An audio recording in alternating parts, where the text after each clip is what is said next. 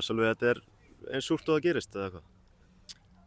Já, þetta er mjög sjúkt, það er alltaf leiðilegt að tapa leikjum og sérstaklega ef við skoðum síðasta marki sem sigurmarki í þessum leik sem bara mjög tilviljunarkennt og algjör óheppni að fá þetta mark á sig. Þannig að það gerir þetta svona, þú veist, ekstra meira svekkjandi, líka það að við vorum búin að standa okkur frábærlega manni færri og koma tilbaka í leiknum, sína þvílíkan karakter og orku og að koma tilbaka. Mér fannst við virkilega flotti bara í þeirri stöðu og líka fyrri hálfleikurinn, mér leist vel á það sem ég sá í fyrri hálfleikum, við vorum að spila vel, það vantaði bara svona kannski aðeins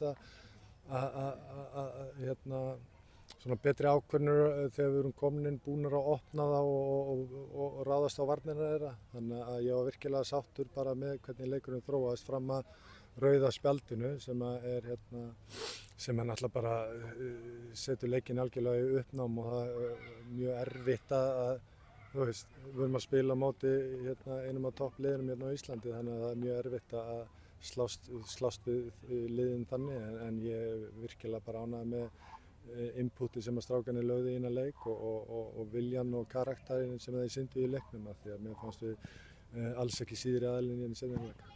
Það voru svona nokkrar eiginlega bara martraðar mínútur þarna undir lok fyrri hálfleiks, fengu mark á okkur og síðan bara beint í kjölfarið nánast bara rautt. Já, þetta þú veist, þeir eru góðir á kantinum og ef við erum ekki vakandi, þú veist, þegar við töpum boltanum og ef við förum ekki vel líka með boltan í þessum stöðum þá hætt að okkur verið refsað og þeir gerðu það svo sannarlega, gerðu bara vel úr þessum stöðum. Sendingin alltaf frábæra inn á þegar hann sleppur í gegn og skorar en það sem ég tekur úr þessum leik aðalega bara hvað við komum sterkir inn í þennan leik, hvað við byrjum leikin vel og síðan hvernig við héldum haus eftir að við lendum manni undir.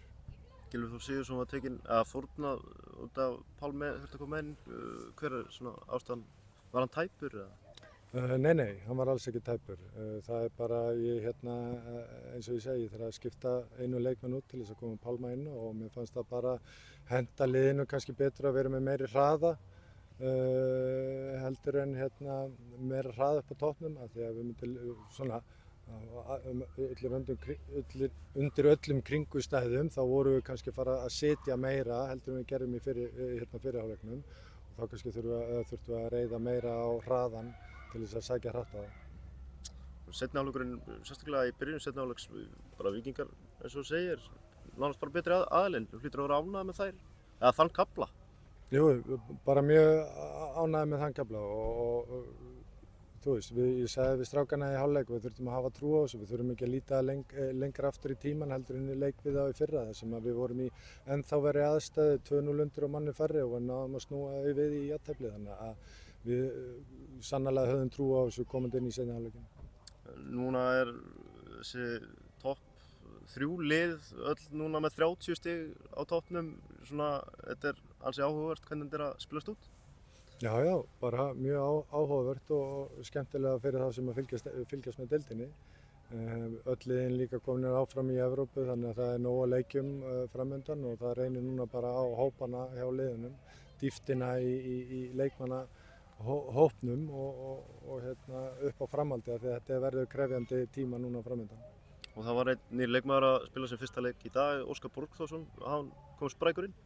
Já, bara mjög flottur og hann búinn að vera hrikalega flottur á æfingum hjá okkur þannig að það bara, hann kom mjög sterkur inn eins og segir og góður að taka menn á og eins og hann hann djöflast og gefur sig allan í þetta og sinni varnarvinnunum sinni og bara hörkuflottur leikmaður sem ég held að við Víkingar getum verið bara spenntir fyrir. Núna kalluðu Daða Berg aftur úr láni frá vestra, hann var utan hóps í dag, hann meiddur eða hvað?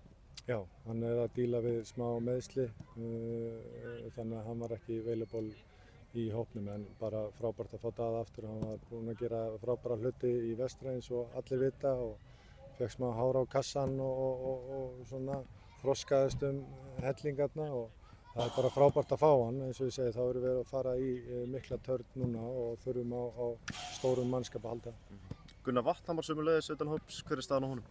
Já, hann lenti bara meiddist á æfingu í gær Fekk slink í hnéð þannig að við erum eftir bara að sjá til hvernig fer með hann. Það verðum að meta það bara frá degi til dags og hann fer í myndatöku örugglega á næstunni. Þá getum sjáum við meira hvað er í gangi hjá honum.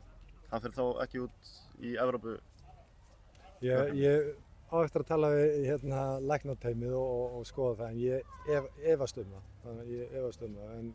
En eins og segi, eins og með Gylfa þegar hann var tæpur aftur í lærinu, við erum ekkert að taka áhættu með leikmennina, við erum með það stóran og góðan hóp og ég treysti þeim sem að koma inn í staðinn að leysa stöðuna. Takk hérlega. Takk sömuleiðis.